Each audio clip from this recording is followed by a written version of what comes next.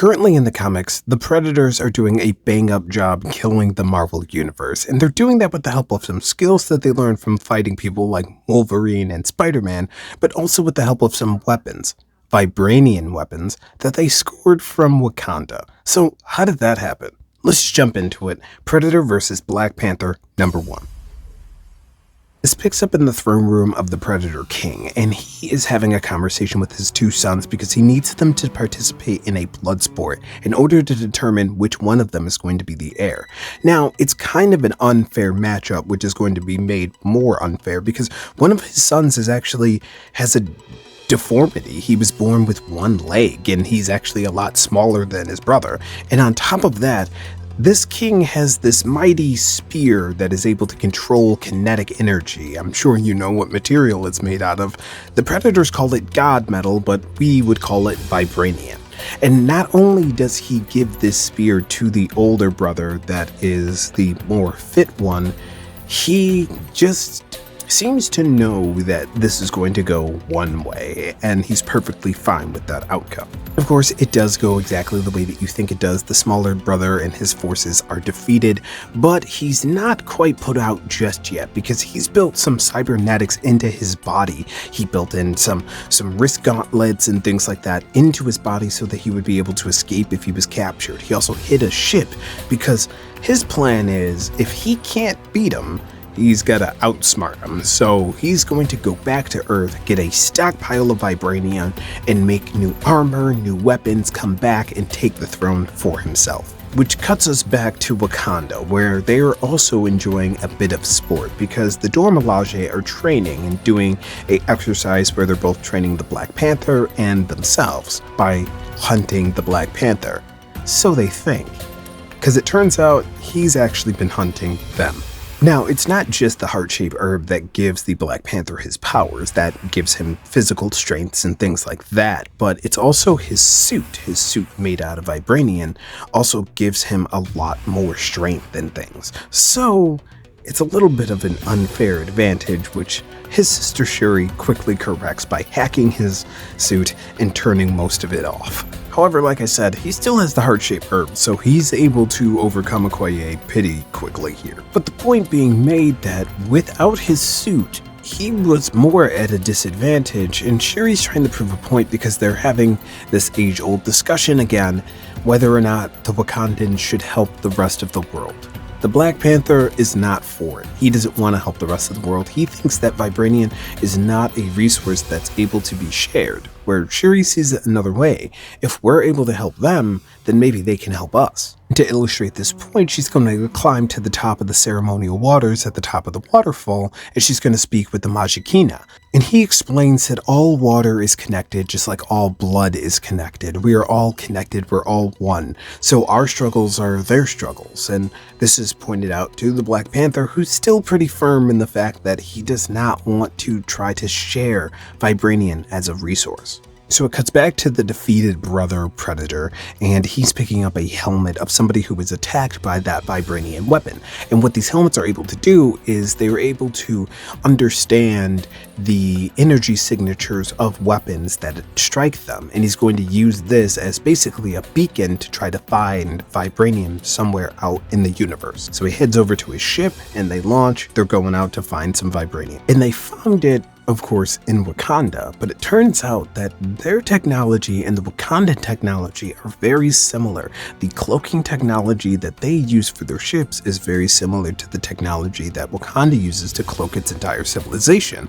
So they're able to break through that shield quite easily. And we cut back to the water priest who's explaining still to T'Challa, like, hey, we need to help these people. And T'Challa starts to come around and he says, listen, we will help people, but we're going to do it in our own way. Okay, we're not going to just give away our resources. That's not how it's going to happen.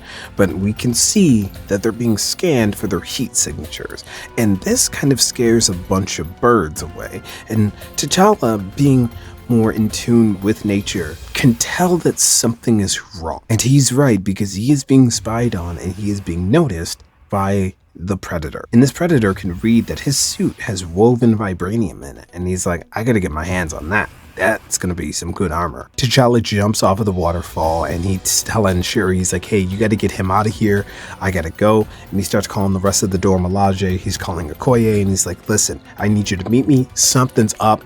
I need your help right now, but the stakes are real this time. But before they can fully explain what's going on, their radios are cut. And now we get to see Black Panther start to do his tracking, and he's starting to notice things. He noticed the bird with a broken neck, like it flew directly into something that it couldn't see, something in the sky.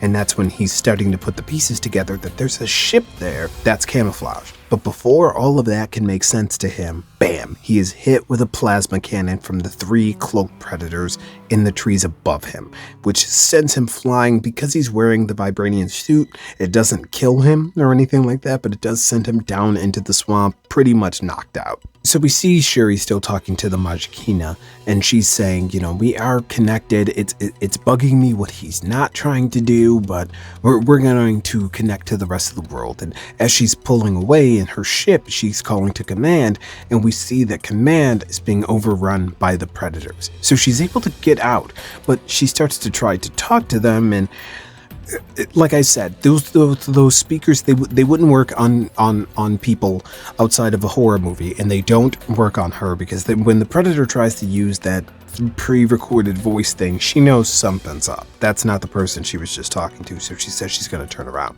But instead of opening the gate, the Predator doesn't, and there's nobody there to open it. So they crash immediately into the force field. And that cuts directly to the Dora Milaje out looking, trying to figure out what the Black Panther was just calling them about.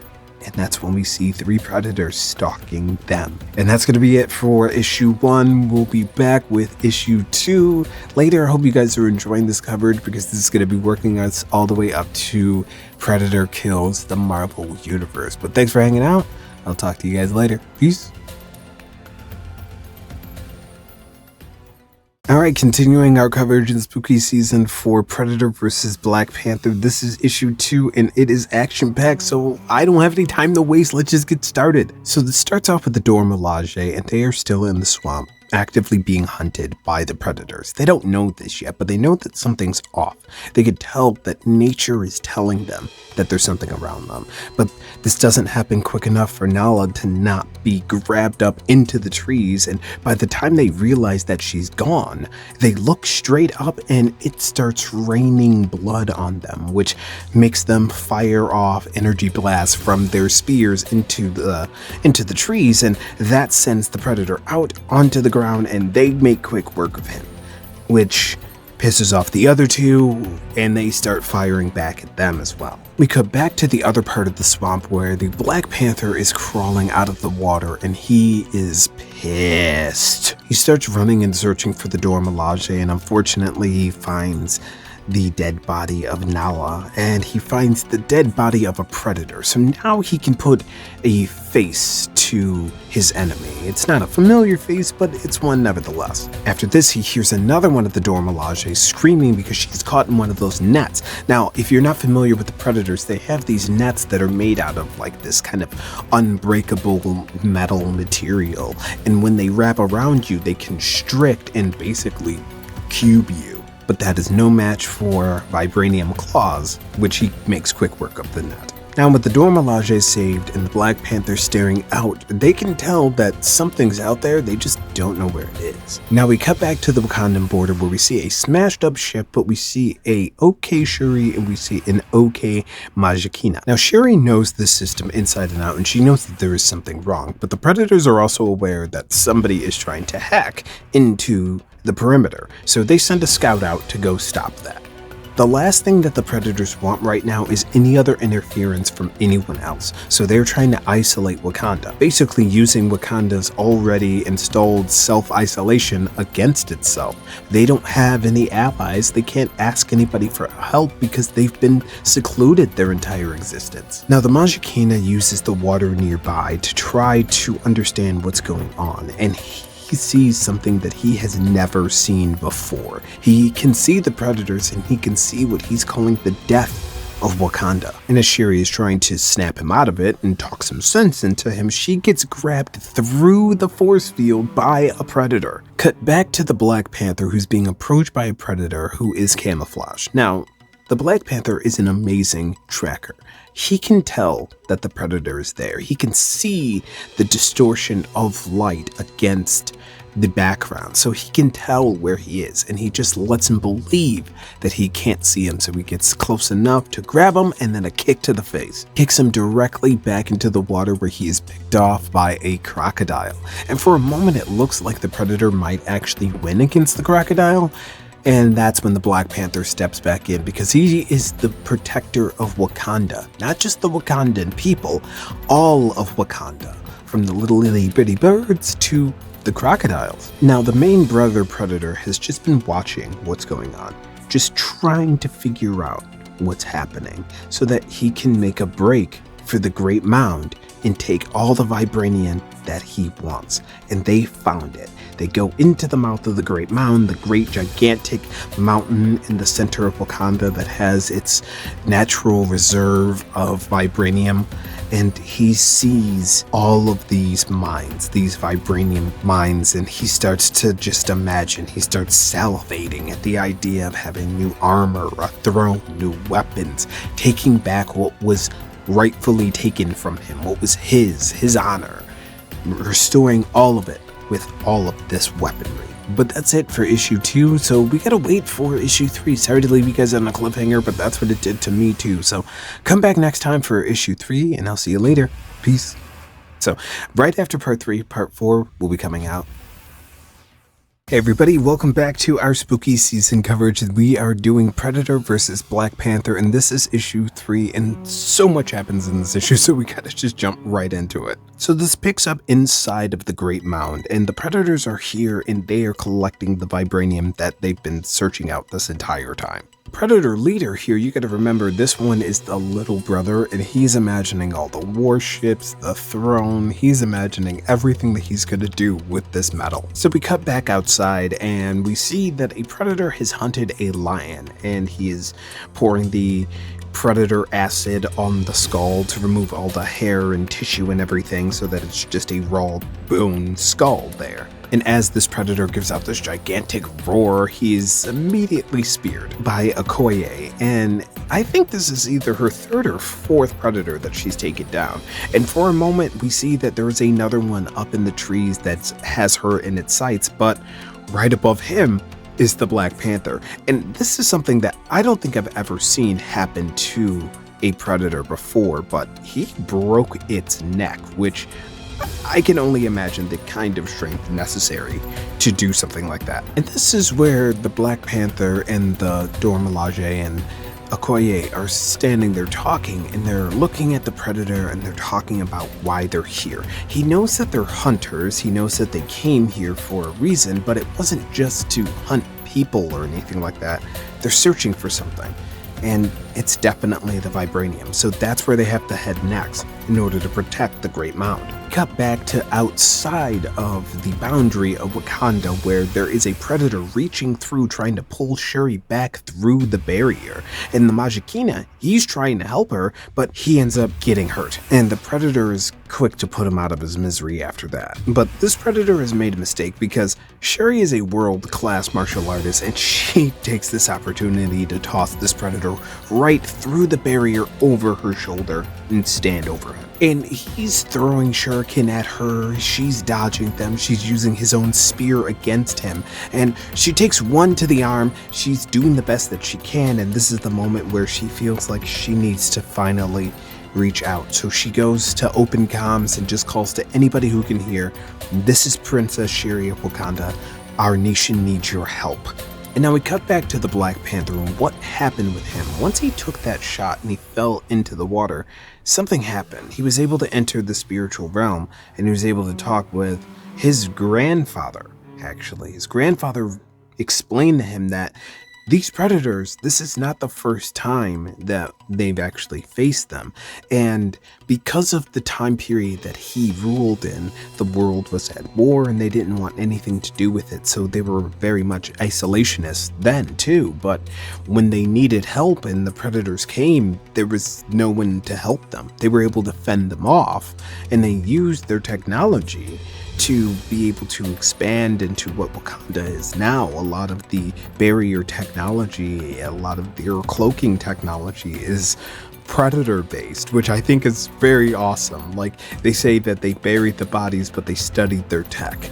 So that's where a lot of this advancement that we see in Wakanda actually did come from the stars. And after this flashback, we see Black Panther making quick work of two predators that are inside of the Great Mound right now, saying that they have the element of surprise right now. But unfortunately, one of the guards that was taken out wasn't completely taken out before he could send off a signal. So he was able to let them know that they're on their way down. The Black Panther is coming for them. Now we cut back outside of the barrier where Princess Shuri has off camera taken down the Predator. I wish I would have seen that fight, but I'm sure it was amazing.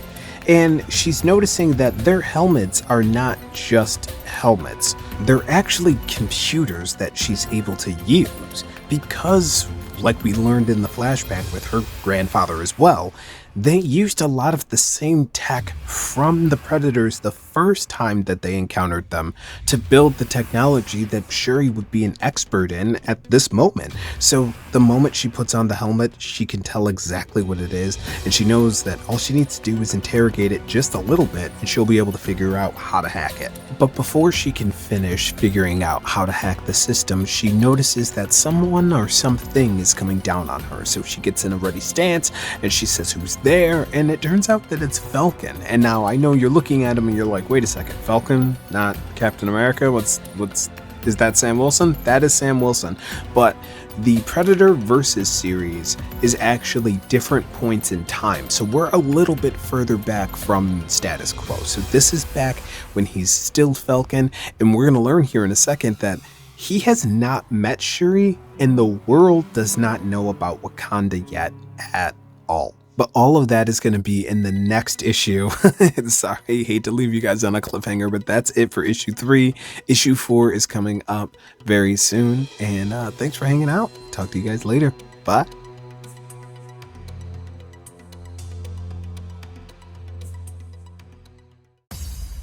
Okay, so we're back for the finale of Predator versus Black Panther because it is spooky season and we are continuing on with our kind of horror-themed comics. So this starts off with us back inside of the Great Mound in Wakanda, and Black Panther and some more guards and some Dora Milaje are making their way through, trying to sneak up on the predators that are here, stealing vibranium. Now Black Panther kind of feels wary of what's going on right away. He feels like they're too exposed on the outside, and he's like, we need to start taking the ventilation systems or something like that so that we're not in this main hallway where they can get the drop on us. And some of the war dogs start to kind of lag behind, which ends up proving his point because they are being watched currently by the head predator. And he starts firing off on them, and one of the war dogs gets caught while the other one is trying to his best to help his partner. He's also getting snuck up on. And this cuts back to outside. So this is the moment where I kind of explained before that this is a period piece a little bit. So we're a little bit back in time. So Falcon, you'll notice, has no idea what or where Wakanda is. He's never met Princess Shuri. He's not even really sure what a princess is supposed to look like, but he doesn't think it's her. Because Falcon is just asking all the questions in the world, and Shuri's like, listen, I need to figure out how to hack this alien system that I've never seen before. I need you to shut all the way up. That's when we get the very dry, analytical Shuri. Your name is Falcon, right? He's like, does that mean that I can talk again? No, shut up, carry me. And which I don't know why, but I think when winged characters or anybody that can fly carries people who can't fly, it's so funny to me. It's one of my favorite things. But she's actually used the helmet to be able to hack into the system or get back into her system because the Predators have already hacked the system. And she knows that Falcon's technology with his wings are able to actually shield them from a lot of things, so they're able to sneak up on the Predators. Then we come back inside where Black Panther, coming out of the vent, realizes that 2 of the war dogs have been put down, and he's upset. He's vowing revenge for them. And then, because apparently this group cannot catch a break, before they can even register the 3 dots or see anything, Okoye standing next to the other Dora Milaje, that Dora Milaje turns into a red mist, and instinctually, Okoye springs into action without even knowing where consciously she's throwing her weapon. She grabs her spear, moves, throws true straight into the Predator without looking. Okoye literally watched her friend disappear and then hit a 360 no scope to expedite that revenge. And this cuts back to the Black Panther making quick work of every single Predator that he sees, with Okoye doing the exact same thing on the other side, where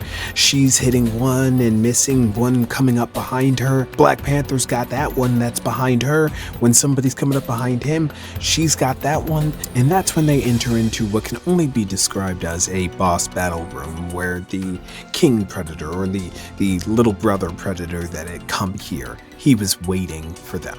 And they notice that this is some sort of duel type thing. So against his better judgment and the wishes of Okoye, Black Panther removes his habit as the Predator removes his helmet, and they go to battle as 2 kings fighting against each other for honor. And Black Panther, like I said before, the Black Panther's suit helps him a lot, but as we saw in the opening book, which I feel like this is a great bookend, he doesn't need the suit.